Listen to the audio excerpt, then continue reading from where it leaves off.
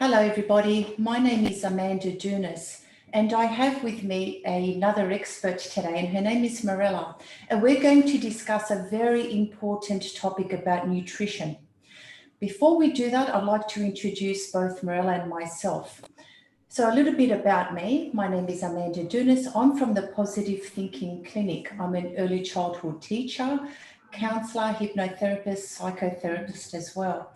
And the reason why I've brought Mirela on board is because I believe when somebody is seeking therapy, they're here, their main goal is to feel better.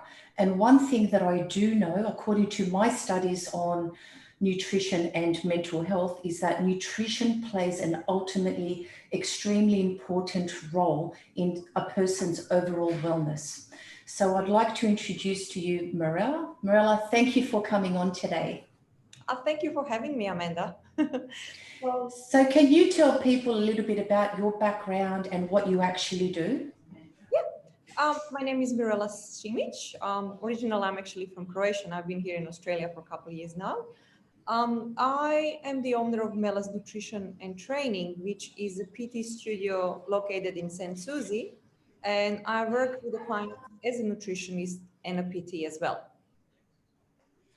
Thank you for that information, Mirela. Now, I don't want the audience to think this is the first time that you and I are meeting. The truth is, you and I go back many years, and on a personal level, Mirela has been my trainer, my guide in nutrition, as well as my family and my friends. And this is why whenever I need to make a referral, it is directly to Mirela, whether it's for exercise or nutrition.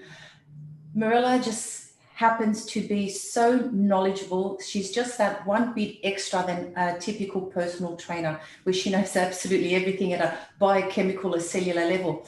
And so I've been able to refer a lot of people to Mirela, and it's really nice to know the feedback that I've received, Mirela.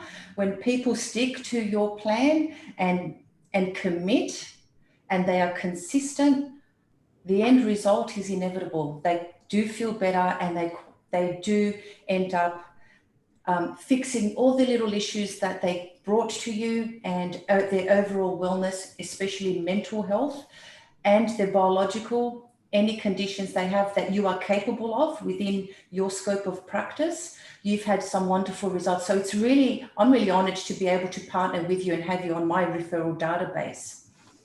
Thank you, Amanda. And same goes for you. You know, I admire you for your work and for you because you constantly study and expanding in your area. And this is why, you know, I refer my clients to you as well, because I do understand what impact mental health it has on everything. But it's also, you know, because you can help them being consistent with other things and break through little barriers along the way that are simply because of the behavior problems as well, which does come hand in hand with the nutrition as well.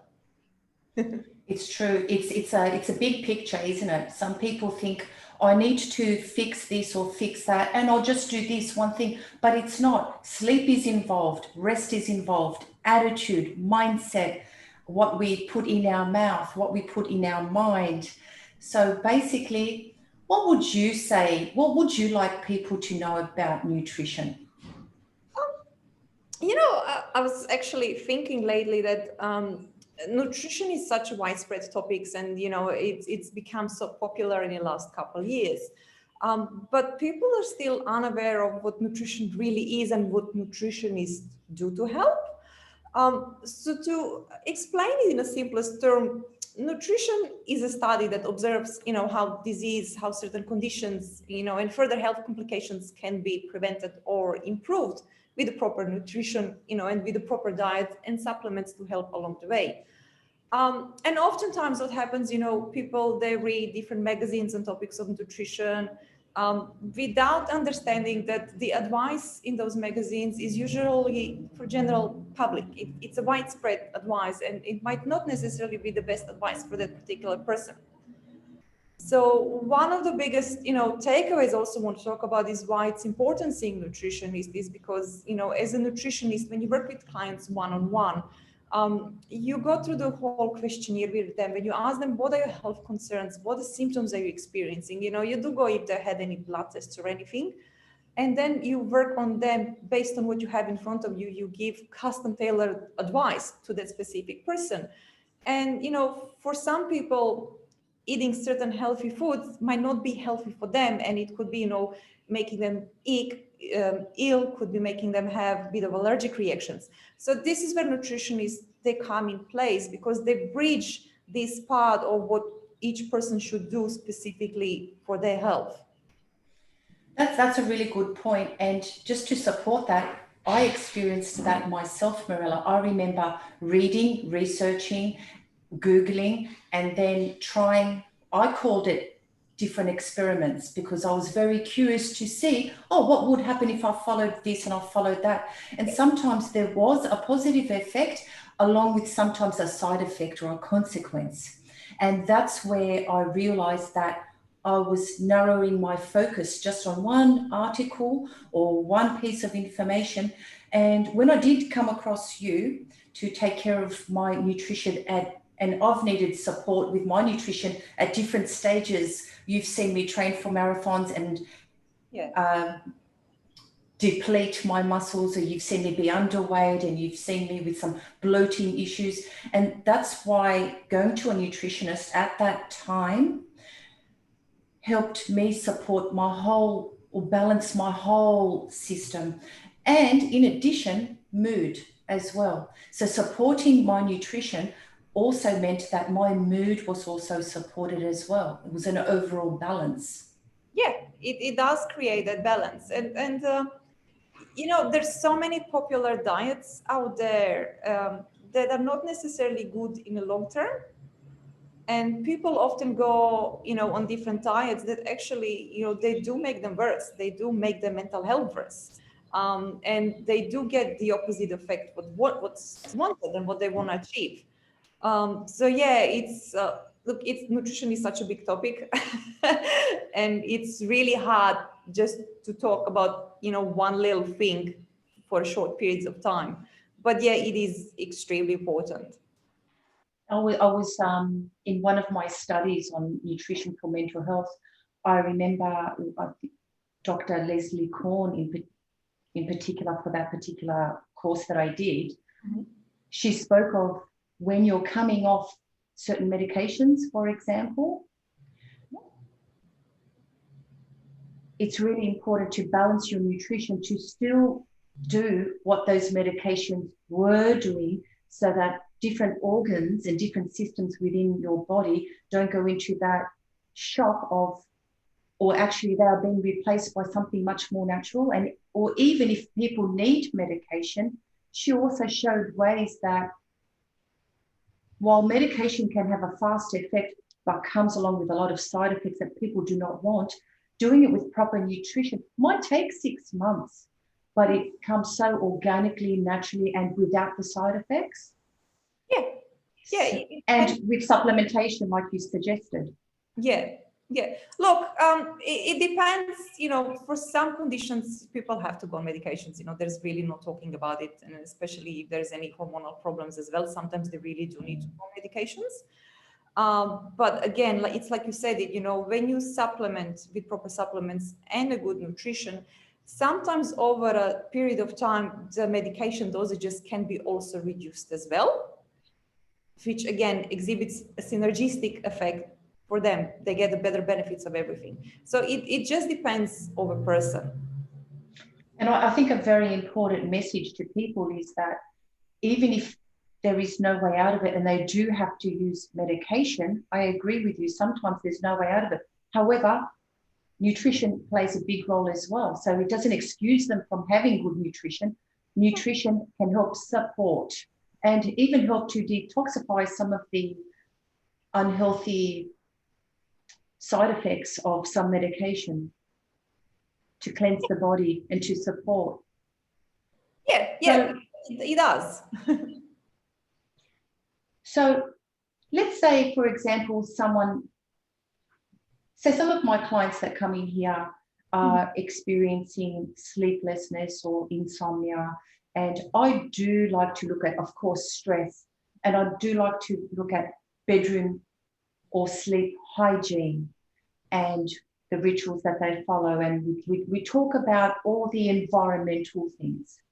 And then there's always a nutritional component or some nutritional advice that we could give to people who are experiencing disturbed sleep or sleeplessness. Like I know, for example, that if someone is drinking alcohol late at night, they may fall asleep, but then there's a fermentation process that occurs that then they wake up, and it's called middle sleep insomnia. So there's one thing that we can look at because it's alcohol, and we can make suggestions as to, well, how about you remove alcohol and little things like that. And then there's certain teas that help calm you down so that you can have just before bedtime. What else do you suggest nutritionally? For or against? Nutritional point, I suggest clients to have a balanced meals and not to cut out carbohydrates.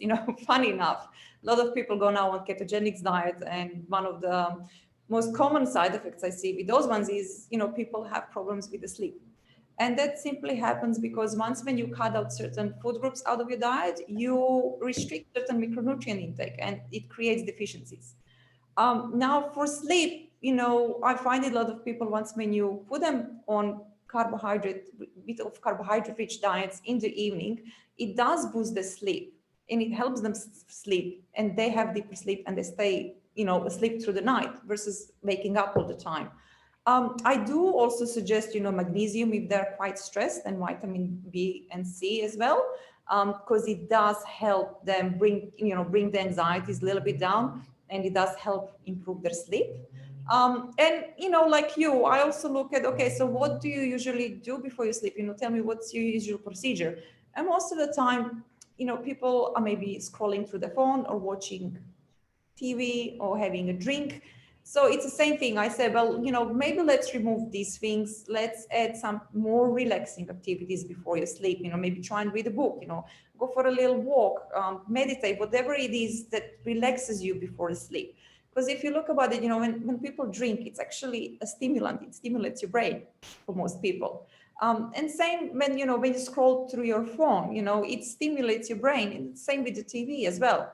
So by removing those ones and substituting them with different activities, it does help along the way. Sometimes though, people are finding it hard breaking those habits. And this is where you come very helpful because you help them over those obstacles. Yeah, absolutely. And just as you said about the screens, I've also suggested, and I have a pair at home, but I don't wear them. So because I don't really have a sleep problem. Mm-hmm. But the blue light blockers, the glasses. So I don't know how effective they are, but I know that when I have done some research, there has been suggested that you wear those glasses if you feel that you're going to be on a screen or going through your emails on your computer, at least like the hour before bedtime, to block out the blue light. Do you have an opinion about that? Well, look, I'm wearing my reading glasses, and they do have lenses with a built-in blockout for a blue light. Do I have opinion on that? Well, yes and no. Look, for some people, it is helpful and it does work because some people do get migraines from spending a lot of time at a computer or watching TV. But for some people, it has no effect. So, I always say, look, go with what works for you. If it works for you, if it's not harming you, then I don't see any reason why you wouldn't be using it. And Mirela, there's one topic that I've noticed for many years, people are afraid to participate in when it comes to diet and nutrition, and it's the word carbohydrates. And I learned that there's nothing to be scared of when it comes to carbohydrates. They're so useful and essential. However, like you said, we read this diet, we hear an opinion, we get some advice. And quite often, unfortunately, people think, I have to take out carbohydrates, but they don't realize the damage that they're doing, even on their mental health and on their systems, they imbalance themselves. Can you speak, so for any audience that is listening to us today, so that you can clear up that there's really good options for carbohydrates so that we can feel at ease about that topic? Yeah. So yeah, look, over the years, carbohydrates have gotten such a bad rep, and I kind of don't understand why. Look, yeah, in my younger days, before I had this knowledge, I've done all the stupid things when I've tried all those, fad diets and stupid diets where they say, cut out this, cut out that, don't do this. But, over the years, as I've learned more and I realized, look, not all carbohydrates are made the same. Obviously, you want to stick to the ones that wouldn't have a lot of sugar, so those are the lollies, chocolates. Those ones obviously eat in moderation, but there is nothing wrong in having a slice of bread, bit of rice or pasta. The problem is when people overeat, they actually eat more than their portion sizes are. And I actually see that quite often with most of the clients that come to see me for a weight loss. They're surprised when I tell them, no, you're going to be eating carbs. We're not going to be cutting them out because your body needs them for recovery and for a lot of many other functions. And a lot of times, clients get surprised when I tell them, yes, you can have a little bit of chocolate in your diet. It's really not going to kill you. Or, if you go out for a lunch, you can have, 2 or 3 slices of pizza and have a glass of wine. That one meal isn't going to ruin the whole progress. So if I have one takeaway message for our clients is definitely don't be scared of the carbs, incorporate them in your every meal, balance your meals better because it will provide them with more energy, better thinking, better, clearer thinking as well, and better sleep as well. And I think that's one of the reasons why your clients do get good results. It's because you are not black or white thinking, nor with your plans. You allow for flexibility and you involve client input. And so allowing the client flexibility, not feeling that they're being totally deprived or that one food is a sin, you say it exactly as you should say it. If you're going to overdo it, then it's an overload on our system. I remember reading that an excess of carbohydrate in terms of like the pastas and the pizzas depress the thyroid for the next few hours, and that's why you feel so lethargic. Whereas really, if you think about it, and that's so stereotypical of those typical movies that we see after they've had their big pasta meal, they relax back in their chair and they can't move and they have no energy.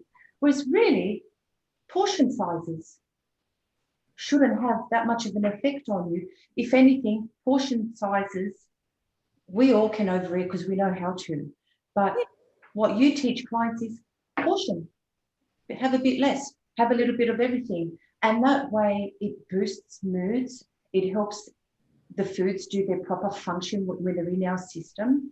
Yeah. And especially teaching that really great carbs inside fantastic variety of vegetables. Yeah. There's a beautiful option there. I'm just sorry to give you a little correction.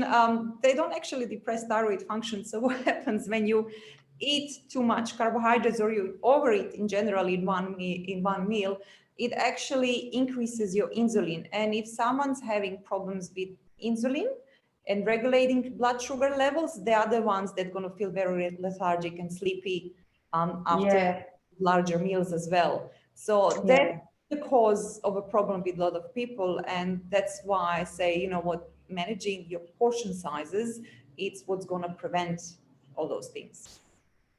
That's right.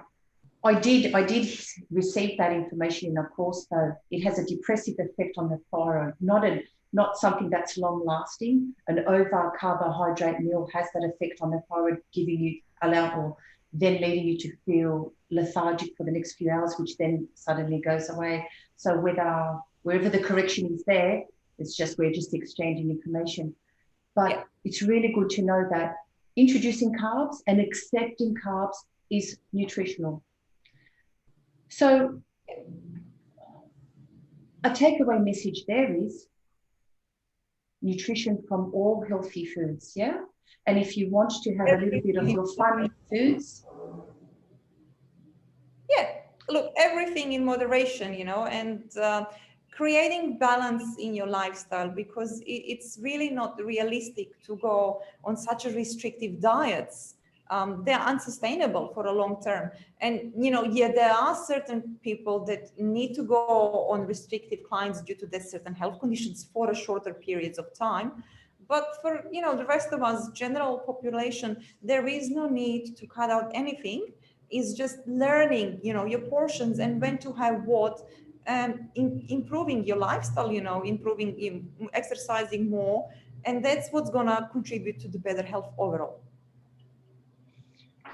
Mirela, what's the one most common nutritional fact that you find you often have to deliver for your clients or to get them on the right track? What's the one thing that you tend to change? With most of the clients, first thing I say, okay, you need to eat more vegetables. I find it that most of the people don't eat enough vegetables. And that's why they would be lacking in fiber, magnesium, and calcium, a lot of different nutrients as well. So just by adding vegetables and variety of vegetables on a daily basis is what makes the biggest difference in the life. I agree with you there. It's funny. It's funny. It sounds like such a simple advice, but it's true. Yeah, we're always encouraging children, and even for babies, we're mashing vegetables in all different colors. That's how we're taught. Put different colors on their plate, and then somewhere along the line, we narrow, we eliminate, some of us stop putting vegetables as a priority, yet increasing vegetables can make such a difference in about so many different areas of our life, from mental health to proper organ function, to detoxifying, to energy, to improved sleep, to, you know, counteracting so many other side effects from, say, medications. So yeah, vegetables is a real big thing. And with every single diet, vegetables are always included. I know some diets say, oh, don't include those vegetables because they're so starchy or very high in carbohydrate, but really controlled amounts, very healthy for us because they're vegetable. Yeah, it's pretty funny, but yeah, that's one consistent thing. And you know, if you actually look at all those diets that are out there, they do have, it's like you say, that common thing is always vegetables, and it is with every meal. Look, because most of my clients are females, I work mainly with females, and a lot of them are women, and they're very busy women, but they're also working or they're running their own businesses, and they're always on a go. And somewhere along the line, they forget about themselves. So, you know, they make sure that the family eats healthy meals, but they completely forget about themselves. They forget to stop and eat the same meal that they cooked for the family. You know, they grab something on a go. So sometimes it's just reminding them, hang on, you know, slow down, take better care of yourself so you can be, you know, better wife, better businesswoman, you know, whatever it is that you need to be in a life for your family. That's right. For all areas of our life and for well functioning, it's our nutrition. And so another key takeaway for everyone today is don't forget to include your vegetables. Definitely. Mirela, before we get off, is there anything else that you'd like anybody that's listening to hear? There's lots of subjects I could talk about, but I think that's it from now. If you do have any questions, you know, they can always shoot me an email to info@melasnt.com.au, or, you know, they can always ask you for my contact details. I'm more than happy to help anyone. And could you just announce your website in case anybody would like to go on and do some more research about you? Yeah, it's www.melasnt.com.au. Mirela, thank you so much for sharing your knowledge with me today. And maybe in the future, we'll do a few more little short segments and we can talk about different types of nutrition or different types of illnesses that you treat with nutrition alongside medication and what other things that we can help our listeners with. So thank you very much for all of your input today. Thank you so much. Listening. Thank you, Mirela. You've been listening to Amanda from Positive Thinking Clinic and Mirela. See you soon. See you soon. Bye.